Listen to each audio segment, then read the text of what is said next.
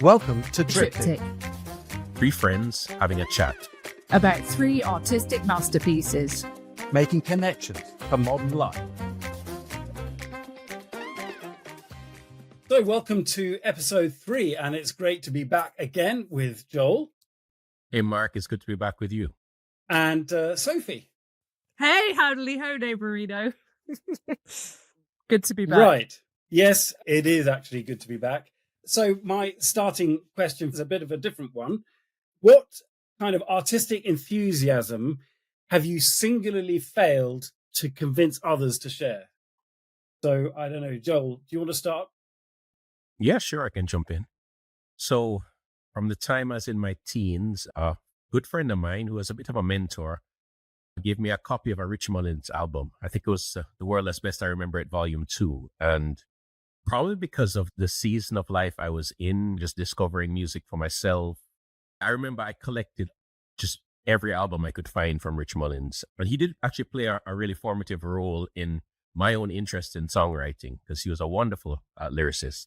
So years later, of course, I get married and, my wife knew me as a musician and as a songwriter. And just for the life of me, I've never been able to get her to listen to Rich Mullins. I mean, I will play it and she'll kind of tolerate it. But she keeps saying, well, maybe I need a quiet moment to just get into it myself, which has never happened in 20 years of marriage. Never happened. It's just this really formative and important part of my life artistically. She's just kind of like, oh, meh. So yeah, complete failure. Just, no appreciation of Rich Mullins at all. I'm sure we can help with that if that would be appropriate.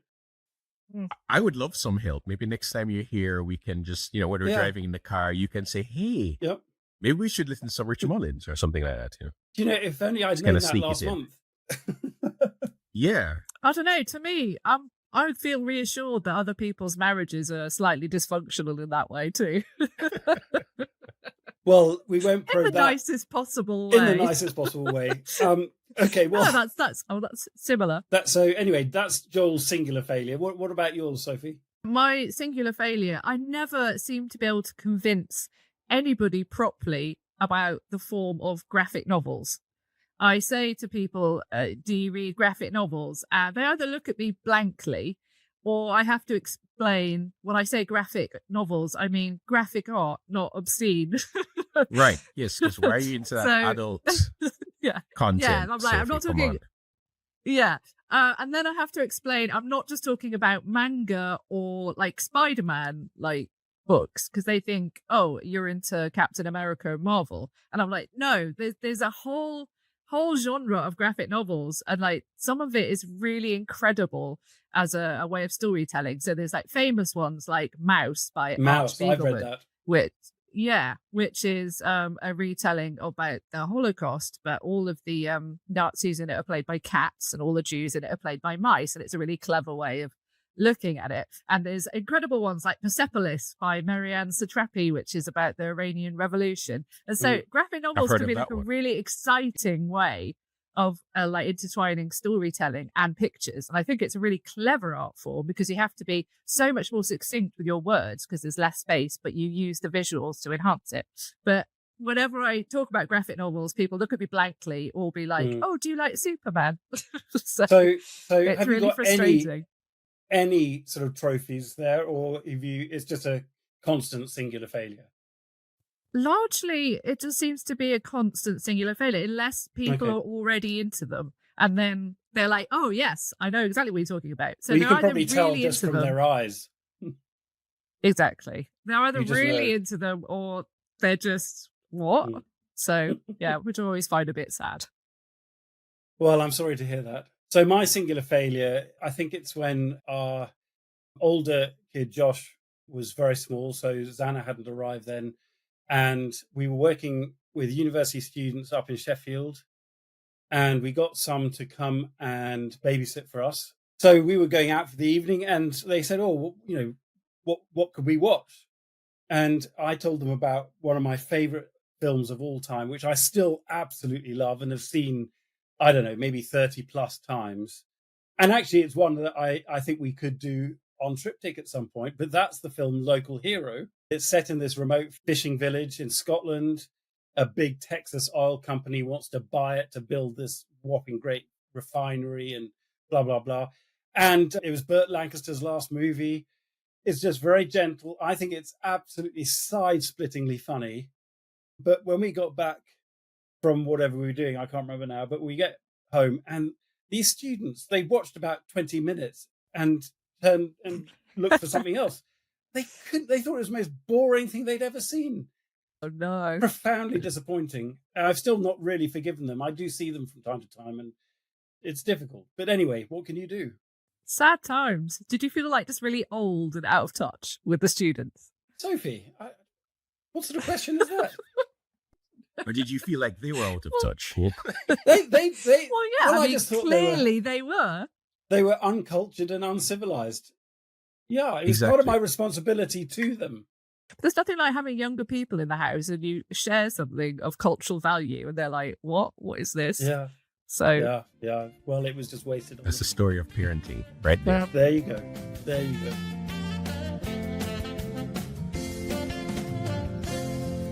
My masterpiece is, I'm very excited, Tchaikovsky's Fourth Symphony in F minor, and it's the first movement. Okay, so I don't know if you know this about me, but I'm a very big classical music geek. And I am a violinist. I used to play with the National Youth Orchestra of Wales, and I actually played this actual symphony in Poland on tour in 2005. So it's a very meaningful one to me. It's a great symphony. I'm talking about the first movement. So let's dive in. It was written between 1877 and 78 in a really turbulent time of Tchaikovsky's life.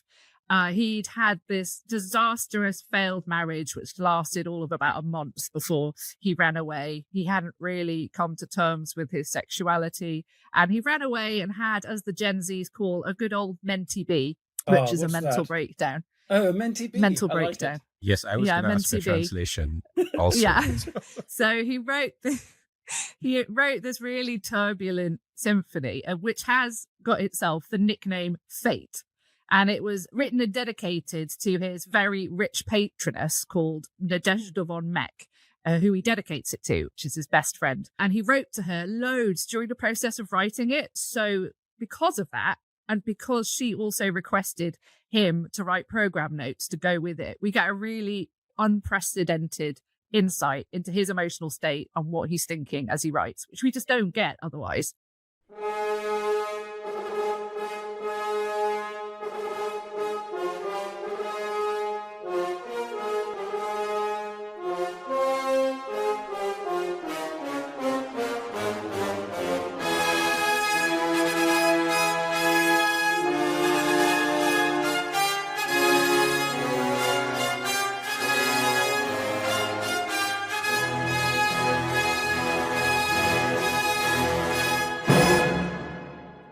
The theme of it is fate, and he starts the whole symphony with this like really bold, menacing, unstoppable fate theme.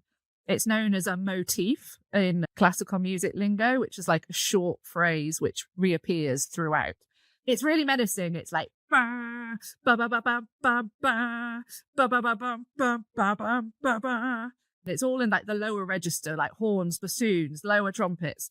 And then it travels on down all the way through the trombones to the tuba or the euphonium. I'm not sure which one it is, but that's like the massive, big old chunky boy. And then the trumpets hit the higher register and they do it again, like ba, ba, ba, ba, ba. And it's like this kind of inescapable wall of sounds coming towards you. What Tchaikovsky says, he's like, that's the chief thought of this. He was like, I want fate to be the fatal power which prevents one from attaining the goal of happiness. There's nothing to be done but submit to it and lament in vain. Woof! So, yes. And then that turns into this anxious little pulling string melody, which goes back and forth like it's trying to escape. And you're like, ugh.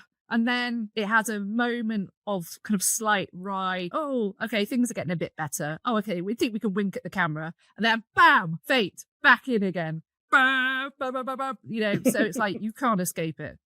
So every time you get a new melody, you're like, oh, we're getting somewhere. Nope, and it's got the final word of the movement. How many times does it come back? It's about 3 times or so. It ends with a very strong brass note, which is very reminiscent. So it's just like, that's how it starts and ends. It's just like other stuff happens, but boom. Joel, what did you think? My dad used to play a lot of classical music, so it was kind of the background palette of growing up. But the first time I really started to appreciate it was when I went to music school for a couple of years after finishing my first degree. And we did a music appreciation course. So I actually kind of knew to listen for the motif and when it would be coming back and just, kind of the basics of listening to classical music. Yeah, I'll compare an experience because the thing is, I don't think we have a full orchestra in Jamaica. We kind of have smaller orchestral ensembles. And certainly nobody could make a living doing that here. And there are a few schools who will do some training in that way.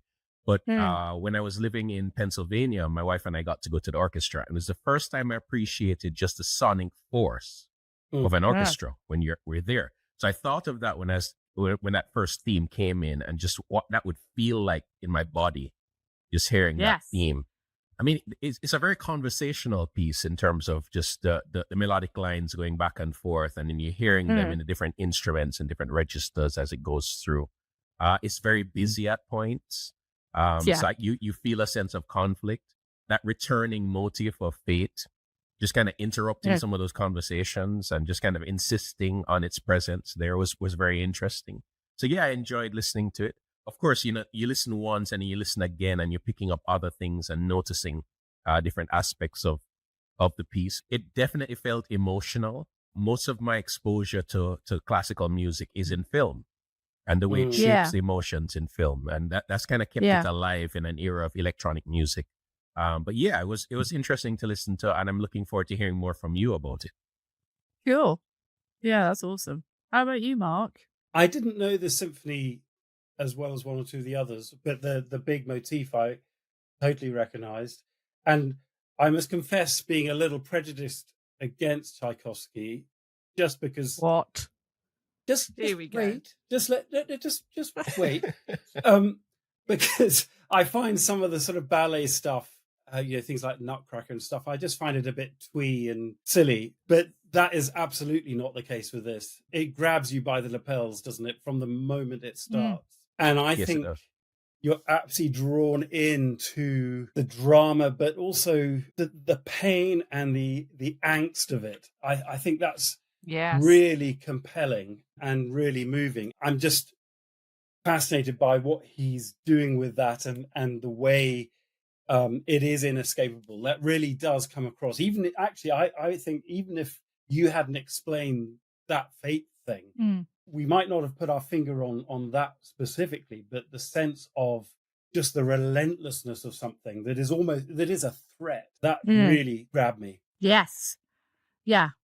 It is exactly. It is really menacing and a threat and inescapable. And I understand what you're saying about Tchaikovsky and his other ballets, but I just have to make a point for artists there that, he's being paid to do something there. Like, you got to live, man. You got to film the odd blockbuster so you can then go and do the passion project. You know what I'm saying? So I feel like maybe the ballets were his Marvel moment. And then he was just like, okay, now I've got a rich patroness. I can get her backing and I can really let rip on the emotional angst that is really bubbling inside me. So, well, you're a nicer person. But he really does that. Sophie. But I think it's interesting because he's really departing from a Western sonata form in the symphony. So a Western sonata form is usually an ABA format, which is we start off with a theme, then you have a new theme and development, and then it goes back to the theme. But this is far more about trying to break free from that because he wants to explore emotion and see where it goes. And you see that because it is just wandering and wailing all over the place, but in a very highly melodic way. I think it's really interesting what he's doing. What's it like to play, Sophie? Incredible, because like Joel says, when you're there in person and when you're there sat in the violins and you've got this wall of brass and the whole section, you can feel it in your body. You can literally feel the kind of the tremors and the vibrations of the sound. And there is nothing like that. And then when you come in with the string part, which is like the yearning melody, it's just so emotional. And then it's this tussling back and forth between the brass and the wind, and the brass win, but they always do because they're so like loud. Yeah. I mean, there are lots of orchestral jokes about brass players, aren't there? Yes. I mean, and they're all true. They are all true. They are. Yes, it's quite amusing. But yeah, it was an emotional thing to play. It was at the time that we'd had the London Tube bombings just before that. So yeah, so the kind of theme of fate was quite high on our minds. The conversations always kept turning to that. So playing this symphony with the idea of inescapable fate, like it's going to happen, something's going to happen and you can't run away. That was really quite moving for us. One thing that occurred to me in listening is just what kind of mind can write this, all of these parts and that kind of dialogue between instruments. So that was astounding to just listen to and appreciate, oh my goodness, the complexity of this. Yeah. Anything with lots of different instruments just blows your mind, different voices. Totally. Well, and you think the kind of mind that can cope with all of those different levels and voices and instruments, that kind of mind, you feel like the anguish is probably multiplied tenfold. Yeah. You know, it's an Ecclesiastes moment, isn't it? It's very kind of like everything is meaningless for him. With greater knowledge becomes greater suffering. The more he becomes aware, the more he kind of finds there's more anguish in the world. And yet, well, there's the irony actually, is by making this extraordinary work of art, he is creating something meaningful because it's something that people still decades later can relate to and find, well, even some consolation in it. Definitely. It feels so relatable. Whenever I'm going through a bit of anguish or turmoil, I find it speaks into it in a way that other music just doesn't.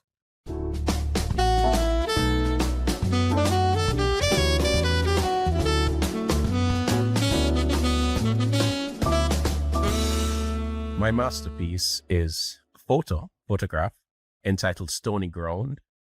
It's a black and white photograph by Robin Farquharson, dated 1975. Specifically, it's a silver gelatin print on photographic paper, which actually was very cool to read because we're now at the stage where developing photos has changed a lot. This was definitely back in the day where he probably would have done this in his own darkroom and developed this photo with the right chemicals. And, you know, there's something cool about just the idea of not just taking a photo, but you are developing it yourself. It's a part of the National Gallery collection in Kingston, Jamaica. And so last summer, when Mark was here in Jamaica, we took a trip to the National Gallery, which to my shame might have been my first trip as an adult. Couldn't remember going there. And it's funny when things are accessible, how you'll just take them for granted. My wife used to work opposite the National Gallery, so I'd pick her up from work and just be parked opposite the National Gallery and think, yeah, I should go there at some point in time. But that trip with Mark was really great. And this photo caught our attention. It was on a wall with several other photographs, and a number of them were black and white, but it's such a striking photo. So it features a lone figure, an older man, working the ground with a hoe, and it's a particularly barren-looking field littered with stones. There's this nothingness to the field that stretches all the way to the horizon, and then there are trees kind of dotted at points across the horizon. And then a hill is rising, mostly, a little bit in the background, mostly to the left of this man who's just kind of starkly against the ground and the sky. The black and white treatment really captures that starkness. So the upper half of the photo is really the sky, and it's just gray. You can see that it's a cloudy day, but it's almost featureless apart from just that slight hint of cloudiness. And so you're getting a contrast of this gray sky against this almost black earth, but the earth is littered with these stones that pick up the color of the sky. And it's probably limestone. From the little I remember of our geology here in Jamaica, this is probably an area that has a lot of limestone. But what's really cool is that Farquharson has managed to frame his subject in such a way that the man's lighter colored shirt is against the sky and his dark colored pants are against the ground that he's working. So he has this hoe in his hand, he's in his boots, working the ground. And so you get this wonderful visual connection between his upper torso and the sky, which is stark and just empty. the ground, which is just littered with these stones, and it conveys this very stark image, this lonesome figure, and he's tilling the ground. He's an older man. He's wearing a hat on his head. It's the kind of image that definitely pulls you in. You want to know what the story is. So yeah, Mark, you were there, so maybe I'll start with you. You describe it very well, and it is the barrenness, the loneliness and isolation of it that strikes you. But I think also it looks futile. What's he planning to do with this field? There's just more stones than you could possibly count, and he's just got one hoe and he's just doing a little bit. It seems like a task that is just beyond the wit of anybody. And so you wonder what circumstances have forced him to do this. And of course, in Jamaica, you've got the history of slavery. And even though this is what is it, 75, you can't help but think of actually the history and what the land meant for people who had to work it. So it's very evocative, even though it's elusive, isn't it? It doesn't tell you very much, and it certainly doesn't instruct you at all. I came away very moved by the sense of futility. Yeah, that's the exact word that came to mind for me too. You're here and this is futile. What are you hoping to accomplish just by tilling this piece of land? What about you, Sophie? That's annoying that you've both stolen my word. Okay. Or, what's your word, Sophie? It's a credit to Farquharson, isn't it? That we'd all it come is. up with the same word. As I literally wrote down when I saw it, like futile.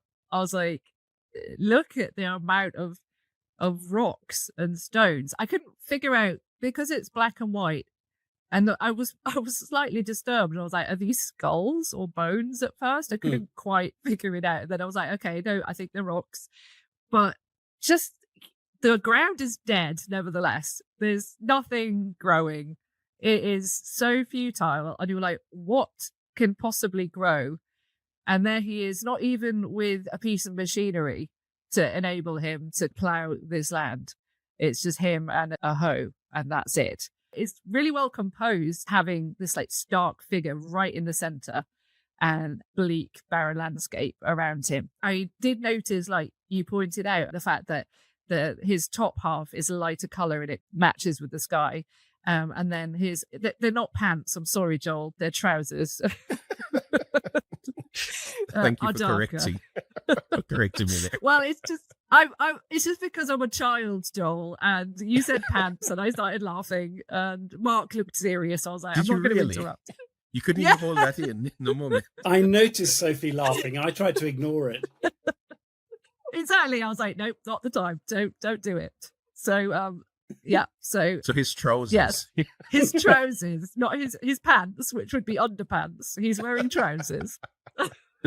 We have to do an episode on the language differences between we totally the Americanisms and the British. Absolutely. But yeah, and he's dressed very simply. He looks poor. There is nothing to signify any status or wealth. So it's just hard, grinding labor. And part of me, I wrote futile, and I agree with you, but part of me is also like, is it also kind of touching? I don't know. It's hard to know. Is it desperate and desolate? Or is it kind of this tenacious hopefulness that, I'm going to do my thing. I'm going to dig in this ground and I'm going to plant my seeds because I need to do this, and I'm going to hope that something grows. Might just work. And I'm like, and it might just work. He's still there. He's working that land. He's doing it. I'm glad you picked up that theme, because futility was my first thought, but then my second thought was resilience. Visually, that meant a lot to me as a Jamaican, because I think it is a picture of the resilience of our people.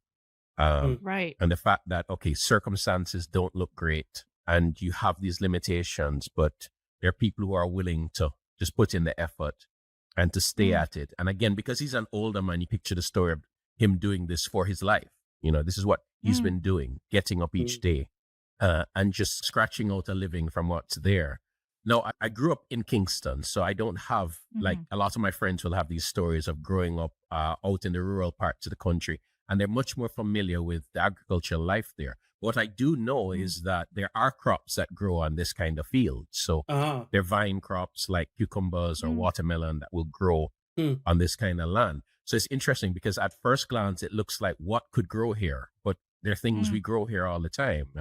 They benefit from the fact that they don't get too much water. You get good runoff in these areas. So I could see this picture being taken at a time when he's beginning to work his soil again, and prepare to plant these crops, these vines that are going to run across and grab onto these rocks and grow here. So it is interesting just kind of what you see and then what could be behind the scenes in terms of an image like this, because this looks like such hard, futile, frustrating work. But yet every year crops grow on lands like this. Yeah. And I think the fact that it's in black and white really emphasizes that too, because if it was in color, we'd have maybe that the blue of the sky and I don't know, it would add something else. I think the black and white, this stark, light, dark, it has that kind of hope and futility tension like written all the way through it. Because it's black and white, it's harder to make out the detail on the ground. So it feels almost lunar. You mentioned skulls earlier. One of the first things that I thought about was, the Valley of Dry Bones in Ezekiel. It's like a picture of death and nothingness. But here is somebody working it, which is not something I would instinctively think to do. And maybe it's a sign of being in extreme circumstances. Well, everybody else has got the best bits of land. I'm going to have to work this one or something like that. There is something positive and actually quite inspiring about him. Totally. And I like the fact that the light source almost feels like it's emanating from just behind him. It could be like he's a hopeful figure in that sense. Yeah. It's interesting. You talk about biblical imagery. I thought of the curse immediately and just the futility of just working this land, which is not cooperating with you. Then because of his age, I was reading in Genesis the other day and realizing that, okay, we always look at these figures in early Genesis who lived for, 900 years. And it dawned on me, but that's 900 years of planting and reaping and just every year of your life. There's no break. There's no savings account. There's no retirement plan.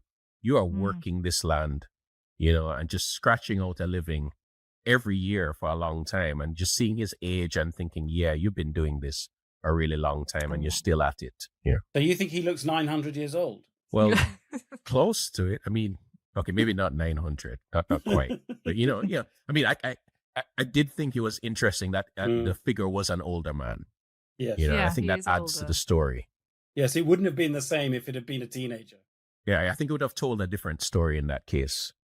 Apparently, Farquharson, one of his goals in taking these pictures was trying to capture on film these passing aspects of Jamaican culture. He was taking photos at a time when the culture was changing and technology was coming in, and he wanted to record the history from the present day life. And to make photos, he says that belie their age, that he was saying was his pleasure with the camera, just to capture these scenes. And I think he's done a tremendous job in this one. That's wonderful.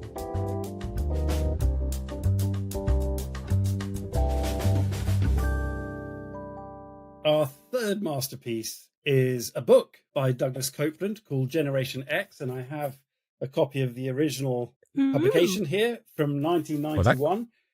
That cover is much better than mine, the 30th anniversary edition. Much better. Yes, I think the covers have gone downhill. This was a pretty zany one. Douglas Coupland is originally from British Columbia in Canada, but his family was a military family. They moved around various NATO bases and things. And he, before he was a writer, was a graphic artist, went to art school and continued doing that. In fact, still does put on exhibitions.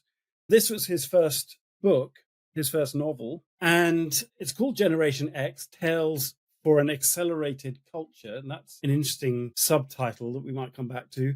And I remember reading it in around 93, 94. I was coming to the end of my university undergraduate time. I was exactly the right age because basically I'm Gen X. And I think Joel is, and Sophie is almost Gen X. You're not I'm a a Gen millennial, X. Mark. But you're a I'm millennial. a millennial. But that's okay. Yeah, but my sister is Gen X, so I resonate. So you understand. And basically Gen X, for those who don't get into all this sort of nonsense, is basically those born between 1965 and 1980. And that term had been used before this novel, but this novel was a massive hit around the English-speaking world. And it was a key element in the phrase becoming popular and widely understood and used. And now, of course, there's Gen Y, Gen Z, Gen Z, millennials, alpha, whatever, all kinds of different things. This really made real waves. And essentially, it's a very simple premise. It's about three folks in their 20s living in Southern California in Coachella Valley. Basically, they are kind of dropping out from the world, the society, the aspirations of their parents, the boomers, who basically were living the American dream. The next generation basically could see both how fruitless it was and in fact also destructive, not least of the environment and so on. But also Gen X tends to be less well off than the boomer generation. So they're the first generation in American culture to be declining in wealth. The three are called Dag, Claire, and Andy, and Andy's the narrator. And they're kind of losers in a way. They have what they call muck jobs. In other words, working at places like McDonald's and elsewhere. So they're sort of low income, low job security, no respectability to them. They're just a job to help you put food on the table, as it were. The way the book progresses is they just tell stories. So the three of them are living on this sort of compound, each in a sort of bungalow. In the second section of the book, we meet some of their other friends. And then by the end, they've moved away from California. But essentially, all the time, they're telling stories, tales for an accelerated culture. Sophie, I think you hadn't read this before, but I think you resonated, or you could see your sister in it. Yeah, it really resonated. So I'm a millennial, but my sister is Gen X. So I think I related a little bit more to the millennial character Tyler in it, who's the kind of annoying kid brother. His older brother, Andy, who's the main character, he sees his brother facing the world with so much less fear than he has, and feels jealous of the kind of optimism of it. And I thought that was really interesting in the sense that that's me and my sister's dynamic to some extent. She is the quintessential Gen X. She rejected a lot of the corporate thing, don't listen to the man and the corporations. And she was in art college and living in bedsits around Brixton in the 90s. Even now, she has a place which is kind of very off-grid, and she's an artist, but they do a lot of like working from the land and stuff. She finds I guess ambitions for life and the things I pursue to be so out of kind of touch with what her and her kind of friends were always about. And she also is a tutor now at St. Martin's Art College, and she's just like, all of the Gen Zs want to work for Disney and all of the big corporations. My day, nothing like that. That's so seen in the novel. I love this quote that he says, "We live small lives on the periphery. We are marginalized, and there's a great deal in which we choose not to participate." And I think that's a real Gen X thing. But I also think, maybe Joel will agree, I also think it's really irritatingly privileged as well, because they could, but they don't. And they call themselves the poverty jet set. I mean, no such thing exists anymore. There is no poverty jet set. So even though they're kind of feeling like, oh, we've dropped out, we don't have any money because the boomers have taken it all, but, we're going to stick it to them. It just feels like you are a lot more wealthy than the wealth that has trickled down to us poor millennials who can't even afford rent. There's no way we could just fly off to Southern California and buy a bungalow and Whoa, Sophie, I wasn't expecting this to become a rant. Yeah. Well, you haven't heard me talk yet, so. I know. Yeah, I did feel... So I'm like, well, they're all like just being very romantic and telling each other romanticized stories because, as they say, either our lives become stories or there's no way to get through them. Which I get, because we want to romanticize our existence. We want to find ways to cope with the bleakness of life. But I'm also like, you got it pretty good, to be honest, living in Southern California in your own homes. I mean, like, okay. Boo-hoo. Wow. Okay. Wow. Okay. So Joel, answer that. Oh boy, you can get me started now, Sophie. I mean, so I hadn't read this before. Obviously I'm familiar with the kind of labels that we'll give to people born in different years. So yeah, kind of like realizing, yeah, I'm right on near to that border of Gen X, but I struggled in, well, I should say Coupland is an excellent writer. I mean, the ability so to create this world, to sustain it, to have fully shaped characters and different. And it's funny. Yeah, well, so that's the thing. I struggled because sometimes I found them much more annoying than funny. They felt so Interesting. self-involved and self-absorbed. Yeah. And I think definitely reading from a different cultural lens because, what I can relate to, which I think he captures, is that decline in wealth. I know certainly like my parents and my parents' generation, they've worried about us because even in Jamaica, there was a time of opportunity. University education was free. People were upgrading themselves.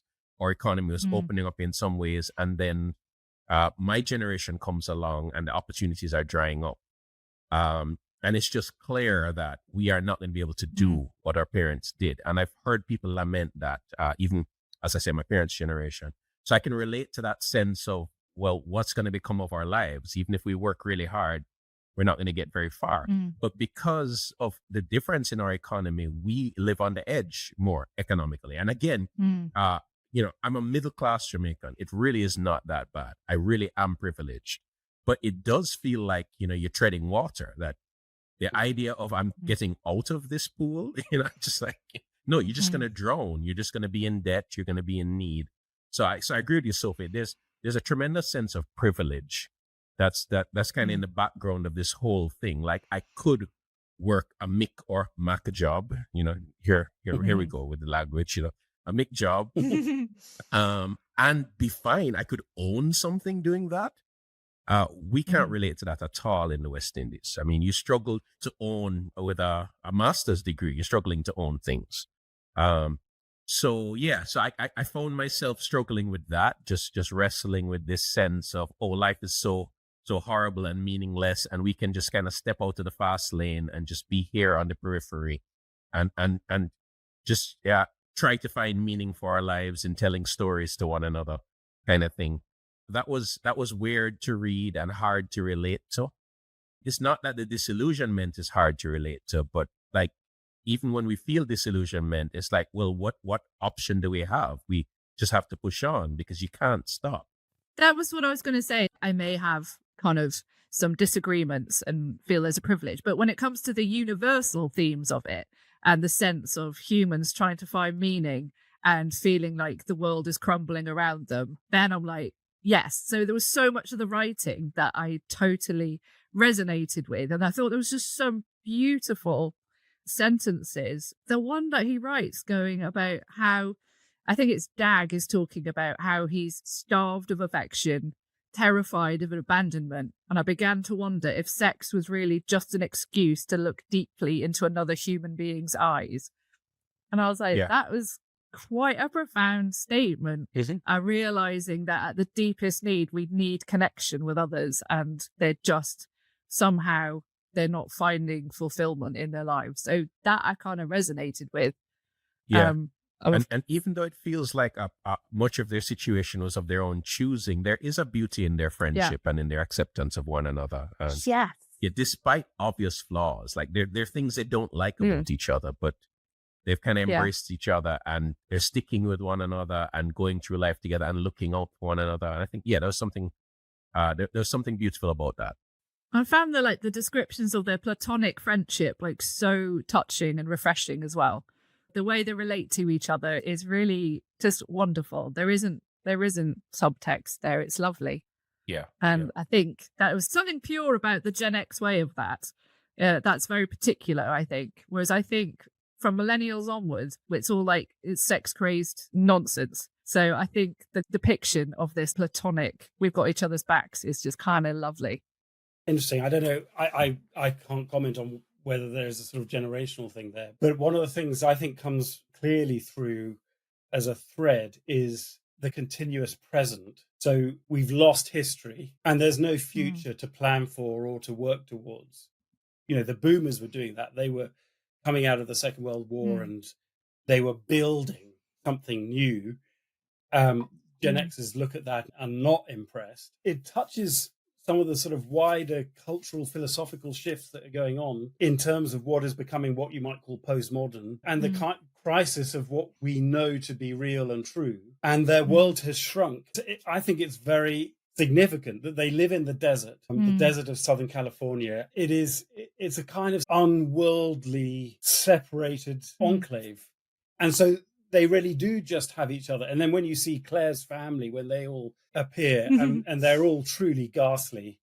They're hilarious. Oh my God. It's very funny, but you totally So understand why she wants nothing to do with them. It's straight out of a sort of, I don't know, Succession or something like that. I think it's very affecting because it does articulate that sense of lostness when all you've got is the now. And I think Coupland articulates that just brilliantly and funnily. But I completely take your point about how annoying they can be. And they are annoying. And it's a bit whiny at times. Yeah, for sure. There's certainly this angst, this very self-involved angst. But even from a writing perspective, I found it fascinating just how it becomes almost self-referential. A lot of what they're saying. I mean, you're brought into what feels like very authentic conversation. Where you're like, but if I didn't know what a Saab was, if I didn't know, all of these references to things which were very contemporary at the time. And I thought to myself, it's interesting because I've never read this. If I had read it years ago, it would have felt very contemporary. But I wonder how it's aging in some ways. And I wonder if it's if it really does picture, just as you say, that kind of knowness, which in some ways doesn't age well when we're obsessed with our lives now and the moment we're in and thinking in now reference it's very to, then. Right, exactly. Yeah. Yeah, I think it's a perfect capture of Gen X. It feels very quintessential Gen X in its descriptions. It just feels like a context which is now long past. I mean, it's like a time capsule. It is. Yeah, that's a good way and of putting it. the way the self-referential stuff, I mean, that's so Gen X, the kind of layers of irony that are embedded into it. It feels like this is what Friends could have been if it was cooler. The sitcom. I just feel this shots at pop culture fired things. there. But those early episodes of Friends, that is the very Gen X, early 90s feel to it, with young people feeling disillusioned, trying to find their way. They've only got each other. There's one really significant moment where Andy visits the Vietnam Memorial and describes it in the sense of a background color in life that tinted everything, but that's now gone. And you kind of see him reaching for a history there. He wants his life to be anchored in something, but even that he feels like he's lost. And I thought that was really interesting. Yes. Have you seen the film Reality Bites? Yeah. I don't think I ever watched it, but I remember it being a favorite of some friends of mine who I would probably associate with this whole book. Just They're in parallel. They're very, very similar. Unwittingly, I don't think there was any intentionality behind that. But that is a very visual depiction of this kind of culture.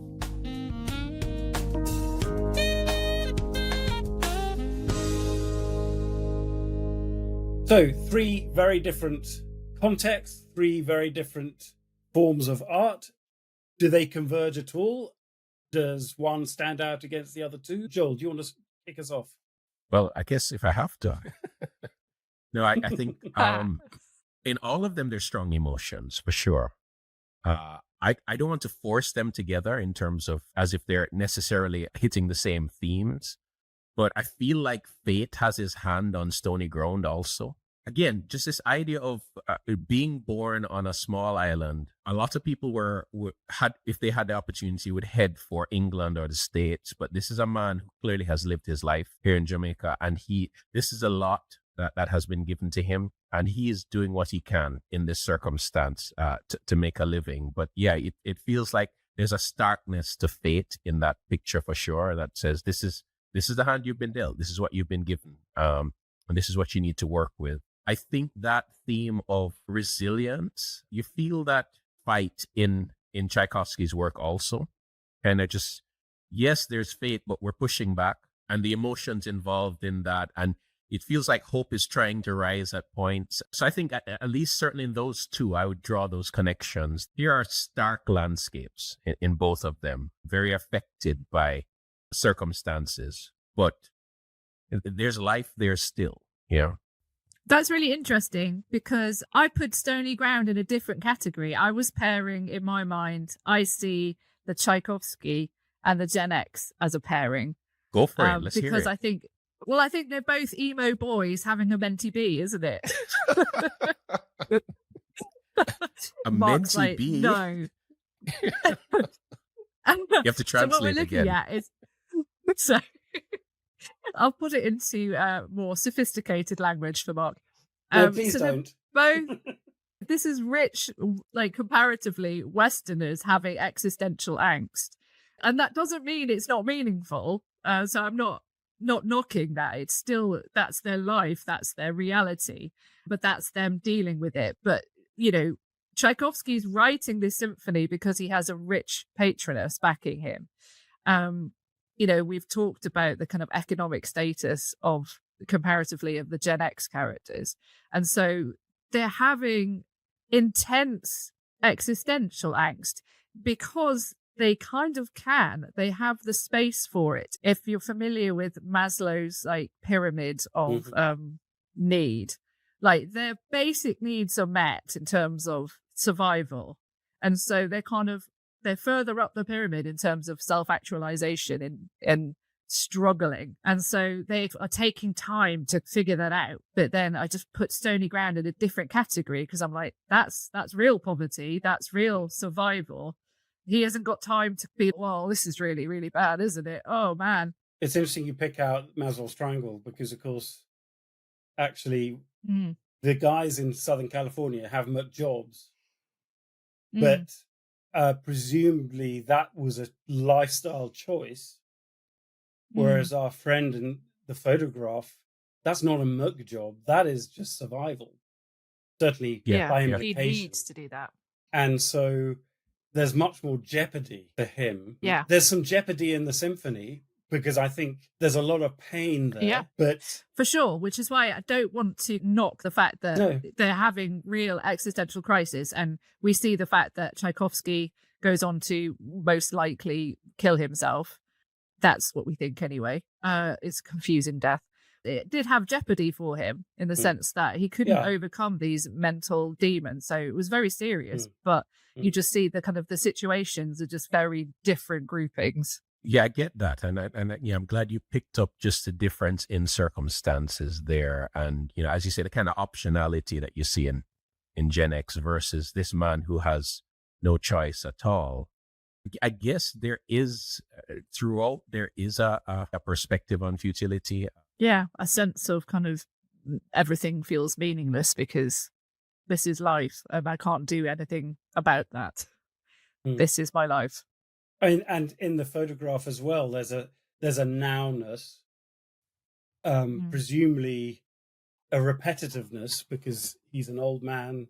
Obviously, we are reading a backstory of sorts into it. We don't know anything about him, but presumably, as you were saying earlier, Joel, this is something he's probably done every week of his life.